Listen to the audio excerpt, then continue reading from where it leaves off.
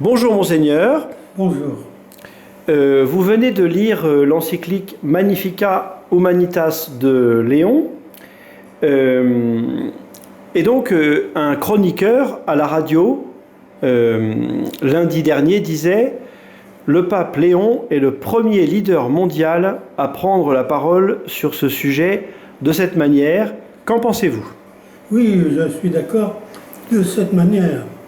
C'est-à-dire on en a parlé comme un moyen extraordinaire de développement, de créativité, de transformation des relations humaines et sociales, mais ce recul que prend le pape pour voir ce que cela peut représenter pour l'esprit humain et nous mettre devant nos choix d'avenir, c'est certainement à ce niveau-là la première fois. D'ailleurs, des spécialistes l'ont déjà reconnu. C'est-à-dire la question fondamentale, je disais, si je dois répondre à une question, je dirais à peu près ceci. Il y a un moine né dans la région de Saumur qui a écrit un livre un jour de médecine, Science sans conscience n'est que ruine de l'âme. C'est Rabelais. Quelle est l'importance pour notre conscience de l'intelligence artificielle? C'est une réalité sociale, économique et scientifique neuve. Si on le prend de façon aveugle, effectivement, on va à des difficultés. Et donc le pape François n'en avait pas parlé auparavant ? Le pape François en a parlé à plusieurs reprises. Il est intervenu dans des rencontres internationales. Il y a même une qui n'a pas pu aller parce qu'il était malade, mais qui représente un très bon texte. Il y a aussi, que j'ai beaucoup aimé, son message pour Noël 2024, où il présente effectivement, disons, les points sensibles et quasi pédagogiques qui sont soulevés par l'intelligence artificielle. Et il le fait de façon particulièrement concrète. C'est ça ce qui est intéressant. Et donc, pour revenir à Léon et à Magnificat Humanitas, qu'est-ce qu'il y a finalement dans cette encyclique ? On pourrait dire l'ossature, les grandes enjambées. C'est très intéressant parce que c'est un résumé de tout ce qu'a été depuis presque 2 siècles la doctrine sociale de l'Église. J'entends souvent dans des conférences, dans des réunions, des gens qui parlent de la doctrine sociale de l'Église. Je me demande, mais qu'est-ce qu'ils mettent derrière cette expression? Or, là, le pape Léon, utilisant largement l'acquis de François, répond à cette question. C'est fondamentalement la prise de conscience de nos responsabilités humaines pour ne pas vivre l'arrivée de l'intelligence artificielle comme une sorte de fatalité, comme une sorte de richesse à exploiter, je dirais, goulûment, mais au contraire, pour prendre du recul et par là même avoir une certaine sagesse spirituelle par rapport à cette réalité de notre monde. Ça a des conséquences énormes sur le plan de la famille, sur le plan du travail, de l'organisation du travail, sur le plan de la recherche scientifique, etc.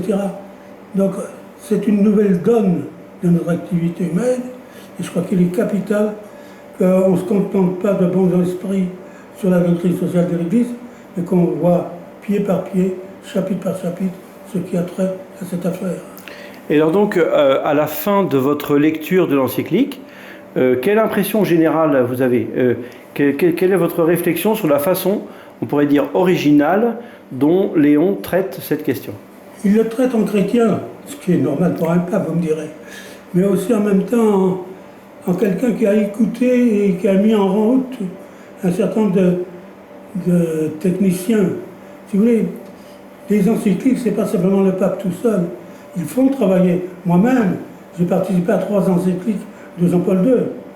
Ils font travailler des gens pour avoir des idées, corriger leurs textes, ou au contraire ouvrir des sensibilités qu'ils n'avaient pas perçues. C'est un travail collectif. Et donc là, il a fait travailler des gens sur le chapitre sur l'intelligence artificielle comme tel. C'est fait par des gens qui connaissent le dossier parfaitement.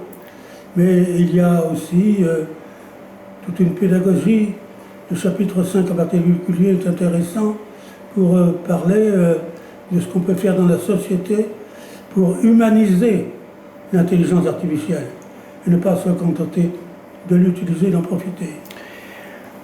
Vous-même, vous êtes un utilisateur d'Internet, comme tout le monde, et au point où vous en êtes aujourd'hui, de votre utilisation d'Internet d'une part, et de votre âge, aussi de votre expérience, quelle sagesse vous avez par rapport à cette utilisation, cette numérisation de l'existence que nous connaissons? C'est sûr qu'à 96 ans, on n'ouvre pas tellement la voie à des nouveautés extraordinaires. Mais ce qu'il y a, c'est qu'en fait, ça multiplie les moyens d'action qui sont les nôtres. Je vois, puisque j'écris des articles et des livres, dès que je voulais des renseignements précis, il fallait que j'aille chercher dans ma bibliothèque ou que je trouve des choses, tandis que j'ai tout sur mon ordinateur. Donc on utilise par là même, je dirais, une bibliothèque. Je m'excuse pour les libraires, mais j'achète moins de livres maintenant, car quantité de choses qui sont pour moi utiles, mais épisodiquement.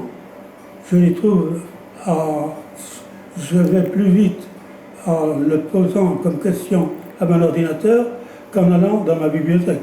Cependant, nous voyons entre vos mains une impression de l'encyclique, et puis vous avez commandé à Siloé le livre lui-même. Est-ce que vous pensez qu'il y a une différence quand même entre lire un texte sur un écran et le lire dans un livre? Tout à fait.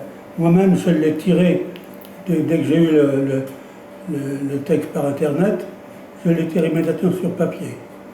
Et surtout à mon âge, on est habitué à travailler sur des documents et non pas seulement sur des idées en tête. Oui, mais imaginez que quelqu'un de jeune, de beaucoup plus jeune que vous, ce qui n'est pas extrêmement difficile, vous dise, mais moi, je ne sais pas si je vais acheter le livre. Est-ce qu'il faut qu'il achète le livre ou est-ce qu'il faut qu'il le lise? Il faut l'acheter. Donc les libraires reprennent leur souffle alors maintenant. Oui, bien sûr.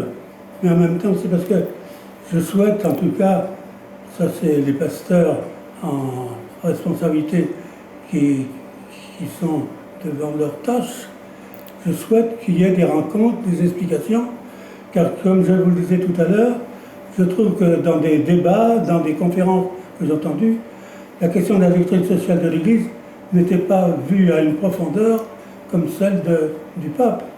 Et donc, enfin, les grands principes de subsidiarité, de bien commun, etc., qui fondent la doctrine sociale de l'Église, nous avons rassemblés dans l'encyclique. Et je souhaiterais que beaucoup de gens qui ont des responsabilités aient le temps de lire l'encyclique, ou du moins quelques chapitres de temps en temps, pour avoir plus de compétences, à la fois au plan théologique, au plan philosophique et au plan technique. Voilà mon souhait. Eh bien donc, on va s'y mettre et on va la lire. Merci beaucoup.